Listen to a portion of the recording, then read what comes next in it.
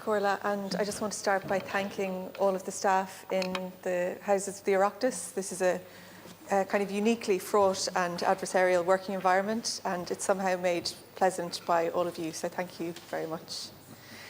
Tánaiste, on the last day of the 33rd Dáil, as we prepare for an election, people will be thinking about who they're going to vote for.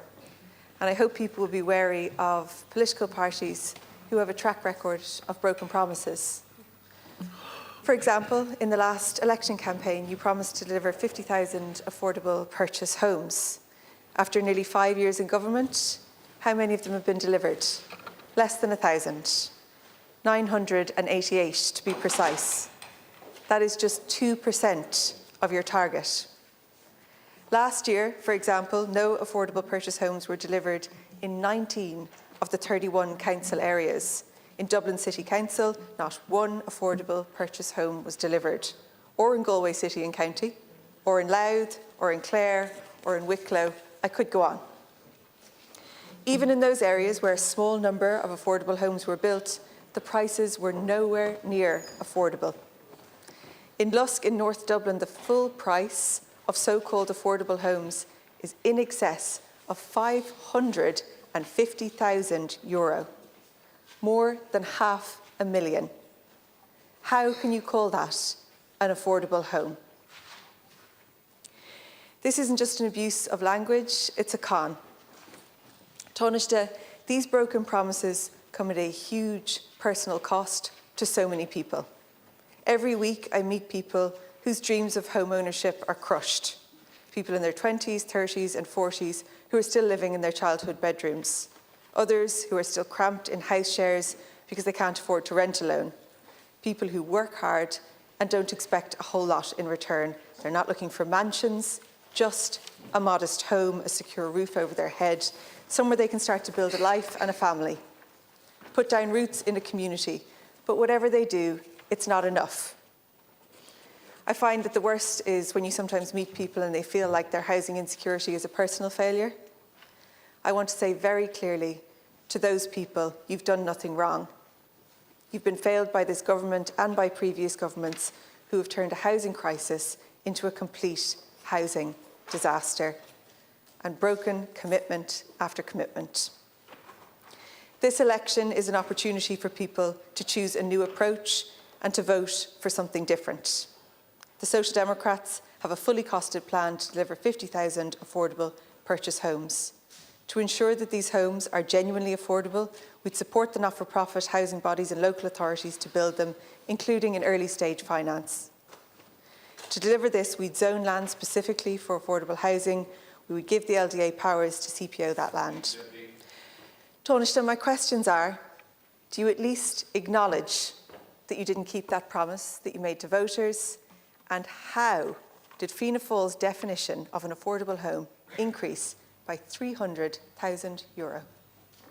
Thank you. Tánaiste, first of all, thank the Deputy for raising what is the most significant social issue of our generation, and to say that this government, notwithstanding COVID-19, has made a very significant progress and has initiated quite a range of actions and initiatives on social homes, on affordable homes and different types, and on supports for first-time buyers. First of all, 125,000 new homes have been built since 2020. That's notwithstanding the lockdowns themselves. That's way in excess of anything that had happened in the previous number of years. So more homes have been completed in the last 4.5 years than in the previous 9 years combined.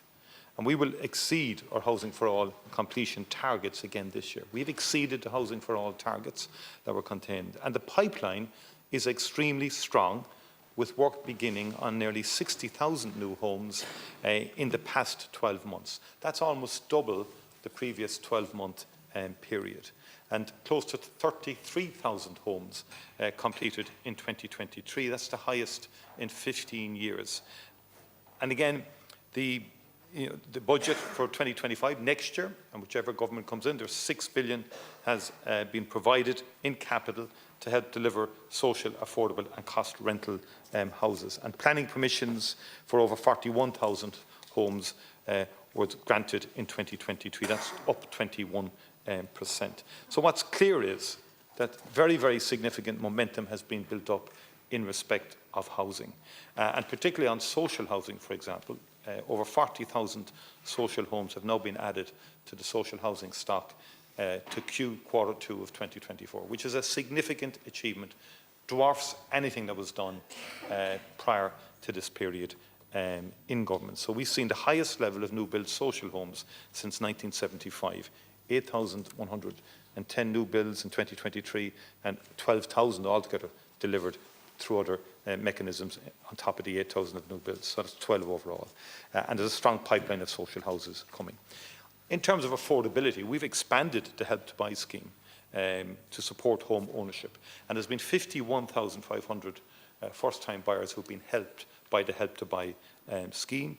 And we've also brought the First Home Bridge the Gap scheme, which has significantly enabled young people to afford quite a lot of houses. We've introduced the cost rental concept to bring affordable rents in, and about 2,200 have now nearly been delivered by AHBs, by local authorities, by the LDA, and through the cost rental tenancy in situ scheme. Nearly 6,000 affordable homes have been delivered as a result of all of these initiatives.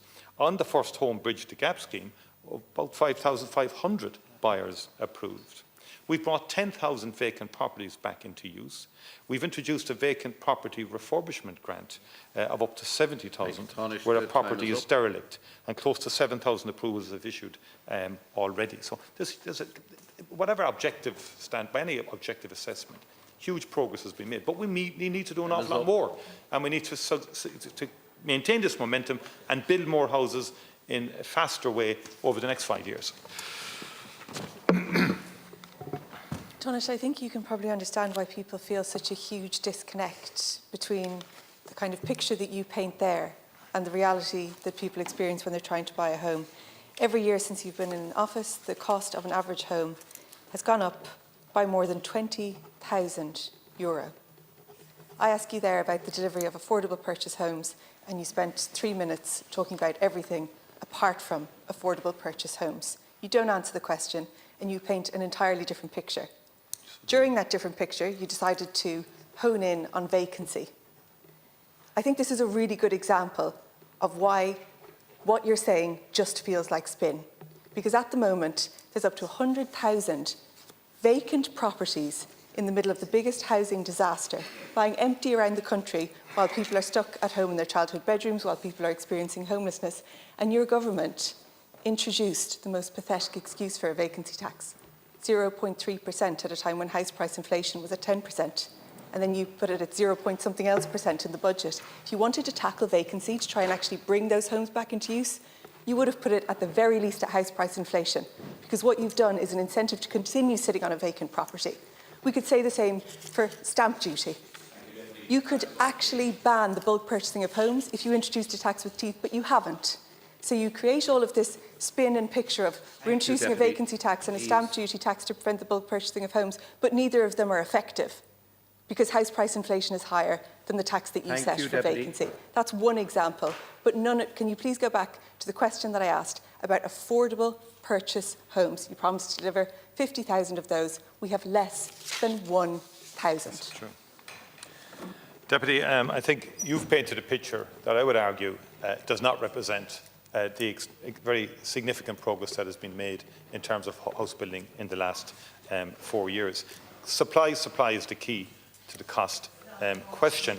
And also, I would make the point, I didn't interrupt, Deputy, anybody?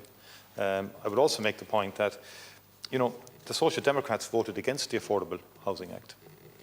And you might understand why we sometimes feel there's a terrible disconnect between what Social Democrat parties and others articulate about housing in this House, when in practice outside of the House they do different things. In here you opposed the Affordable Housing Act, and Social Democrat councillors have voted against housing developments such as Ballymastone in North County Dublin, where 1,200 social affordable cost rental, affordable purchase and private homes are now thankfully under construction. So you oppose that scheme, and that's why people do feel genuinely that the sort of disconnect that you spoke about in terms of actions that you do on the ground compared to delivery. And on the vacant, Minister O'Brien's initiatives in terms of the grant for derelict homes and the grant for vacant homes has been the most effective way of dealing with dereliction. Because I'd say this to you, Deputy, I don't believe you can tax your way to housing supply. I don't believe you can do that. And I haven't seen your blueprint for housing, and you've been here for 4.5 years. The party has not produced any blueprint for housing. The time is You've proposed no solutions other than to, I would argue, dampen further investment in the rental market in particular. Thank you very much.